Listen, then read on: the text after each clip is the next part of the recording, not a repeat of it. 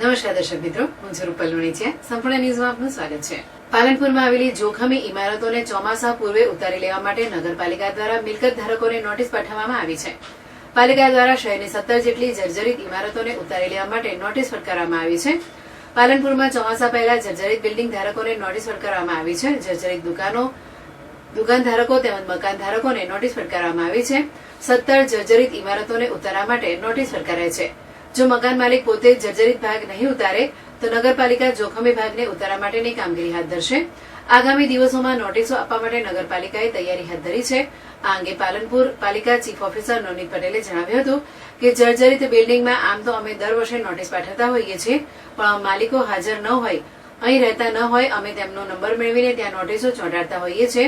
જર્જરિત ઇમારતમાં જેટલો ભાગ જોખમી હોય તેને દૂર કરવામાં આવતો હોય છે. સાહેબ, પાલનપુરના અંદર જર્જરિત બિલ્ડિંગોમાં નોટિસો પાઠવી છે, શું છે? જર્જરિત બિલ્ડિંગમાં આમ તો અમે દર વખતે નોટિસો પાઠવતા જ હોઈએ છીએ, પણ એના માલિકો હાજર ના હોય કે અહીંયા રહેતા ના હોય તેવા કેસમાં અમે એમનો નંબર મેળવી અને ત્યાં નોટિસ ચીપકાવી દેતા હોઈએ છીએ.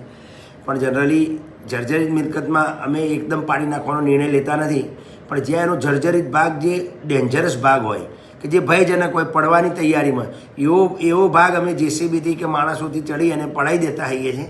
બાકી એ સિવાય એમાં વધુ લાંબી કાર્યવાહી કરવા જઈએ તો એમાં પંચનામું કરવું પડે, એના ઘરમાં કંઈ માલ સામાન હોય, ચોરીની ફરિયાદ કરે. એના કરતાં અમે નોટિસ આપતા આવીએ છીએ અને જો ના ઉતારે તો ભયજનક ભાગ નગરપાલિકા ઉતારી લેતી હોય. કેટલી નોટિસો ફટકારવામાં આવી? લગભગ અમે આશરે 15 થી 17 નોટિસો એટલી મિલકતો છે એમને નોટિસ આપી છે.